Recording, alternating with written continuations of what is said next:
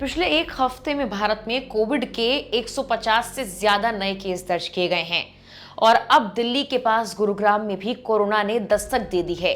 महाराष्ट्र की राजधानी मुंबई और गुजरात के अहमदाबाद में नए मामले सामने आए हैं। गुरुग्राम में सामने आए मामलों को लेकर क्या अपडेट है, कोविड का कौन सा नया वेरिएंट लोगों को अपनी चपेट में ले रहा है, इसके लक्षण क्या है, क्या 2020 जैसी महामारी का खतरा है या इस वेरिएंट से डरने की जरूरत नहीं है, करेंगे बात इन सभी पर इस वीडियो में। गुरुग्राम के साइबर सिटी इलाके में कोरोना की दस्तक हो चुकी है। यहां 2 नए केस रिपोर्ट हुए हैं, जिनमें से एक मरीज हाल ही में मुंबई से लौटी हैं। दोनों मरीजों को फिलहाल आइसोलेशन में रखा गया है। गुरुग्राम के मुख्य चिकित्सा अधिकारी ने यह बताया कि दोनों मरीजों में माइल्ड सिम्टम्स हैं। उन्होंने लोगों से अपील की कि खांसी या जुकाम जैसे लक्षण हो तो तुरंत डॉक्टर को दिखाएं।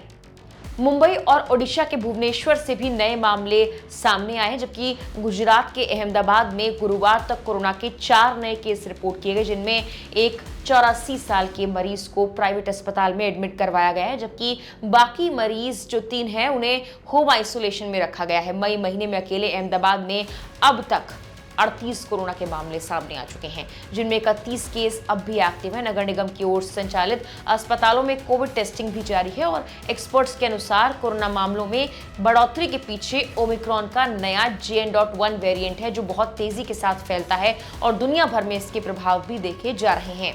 अब बात करते हैं कि आखिर ये नया वेरिएंट क्या है और इसके लक्षण क्या कुछ हैं। ये ओमिक्रॉन का नया सब वेरिएंट है, जिसने एशिया के कुछ देशों में संक्रमण बढ़ा दिया है। सिंगापुर में अस्पताल में भर्ती मरीजों की संख्या बढ़ चुकी है।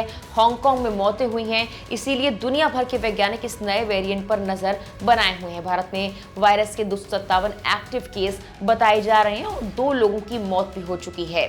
JN.1 कोरोना वायरस का नया रूप है, जो ओमिक्रॉन BA.2.86 से निकला है। इसे पहली बार अगस्त 2023 में पहचाना गया था। डॉक्टर्स का कहना है कि JN.1 में कुछ ऐसे नए म्यूटेशंस हैं जिससे ये और तेजी के साथ फैलता है। इसमें लगभग 30 ऐसे म्यूटेशन हैं जो शरीर के इम्यून सिस्टम को इसे पहचानने और लड़ने से रोकते हैं। इसके स्पाइक प्रोटीन में एक बदलाव इसे शरीर के इम्यून सिस्टम से और आसानी से बचने में मदद करता है। हालांकि BA.2.86 ज्यादा फैला नहीं था, लेकिन JN.1 कई देशों में तेजी के साथ फैल रहा है। कुछ सामान्य लक्षणों की अगर बात कर ली जाए तो इसमें बुखार, खांसी, जुकाम, खासकर सूखी खांसी, नाक बहना या बंद होना, सिर दर्द, गला खराब होना और थकान या कमजोरी होना, स्वाद या गंध का चला जाना। डायरिया इस मामले में सिम्टम के तौर पर सबसे ज्यादा देखा जा रहा है और बाकी सिम्टम भी लगातार जो केसेस सामने आ रहे हैं उनमें नजर आए हैं। भारत में 19 मई 2025 तक 257 एक्टिव केसेस रिपोर्ट किए गए, जो पिछले एक साल में सबसे ज्यादा है। लेकिन स्वास्थ्य मंत्रालय ने कहा कि चिंता की कोई बात नहीं, क्योंकि लगभग सभी केस हल्के हैं। किसी को अस्पताल में भर्ती करने की जरूरत नहीं पड़ी है।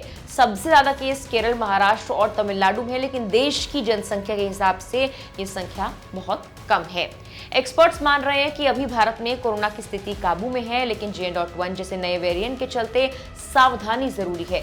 हल्के लक्षण दिखे तो टेस्ट करवाएं और जरूरत हो तो डॉक्टर से सलाह लें। अपने हाथों को नियमित रूप से धोएं, मास्क पहनें, भीड़ वाली जगह पर जाने से बचें और सुरक्षित रहने के लिए कोविड-19 से जुड़ी बाकी सावधानियों का पालन करें। फिलहाल के लिए इस वीडियो में इतना ही।